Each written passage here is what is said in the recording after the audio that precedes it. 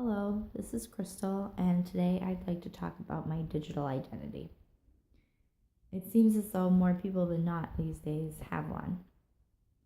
Our digital identities are made up of everything that we put on social media and the internet, from Facebook to Twitter to Instagram and so on. I personally only have a Facebook account, so my digital identity may not be quite as complex as others, but it still exists.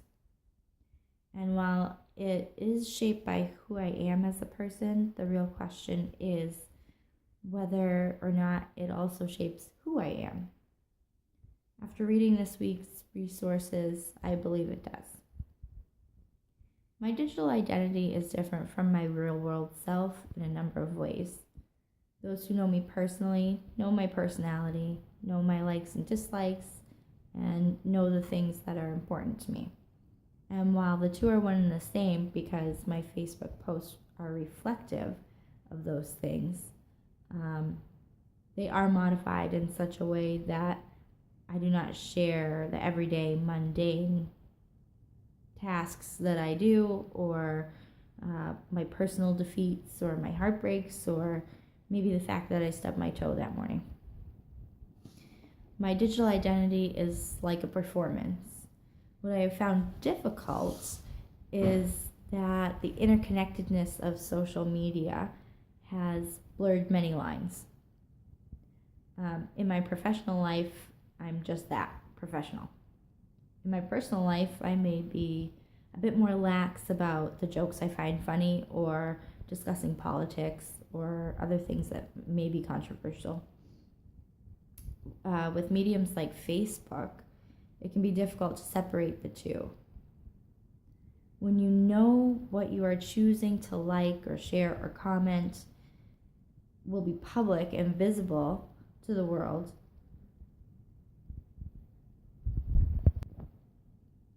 you also know that that includes the people that you do need to remain professional with. Like Tim Rainer discussed in part 1 of his blog series, Foucault knew that when all eyes are on us, it affects us psychologically.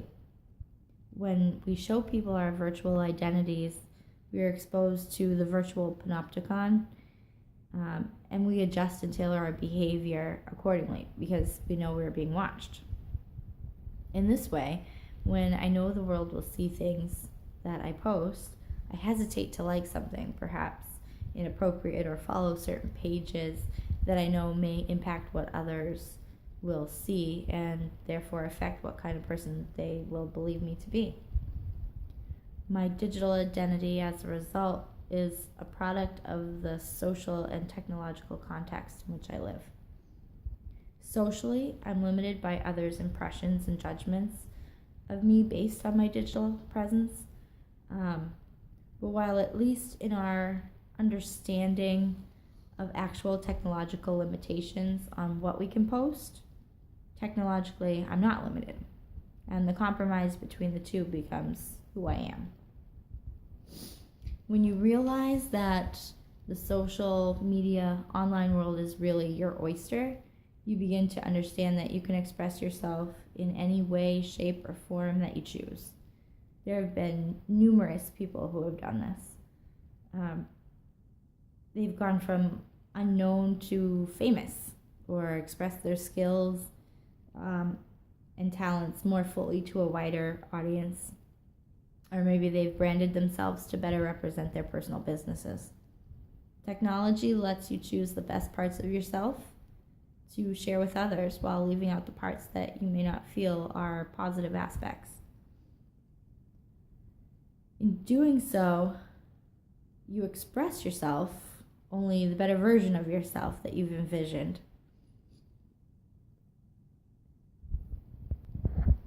From I tweet, therefore I become, one of Tim Rainer's blog posts, he relays the experience of Peggy Orenstein, from her initial use of Twitter as a marketing tool to describing it as an addiction.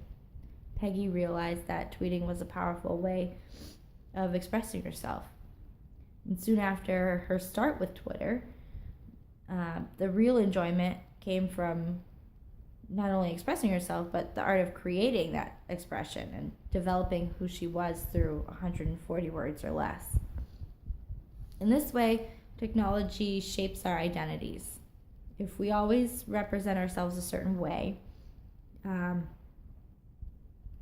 our public audience, and they reinforce these representations by positively reacting to them, we could infer that this reinforcement would influence our own feelings of ourselves and who we believe we are. And Rainer dubs this as creative self-affirmation. Your digital identity, completely intertwined with your physical one, would certainly affect your sense of who you are as a person. And all it takes to shape it and to learn a little bit more about yourself is a quick scroll of your news feed or a like on a funny meme. And that easily your identity has changed, even just a little. And you may not consciously realize it, but your audience does. And they either like it or you modify who you are a little bit more.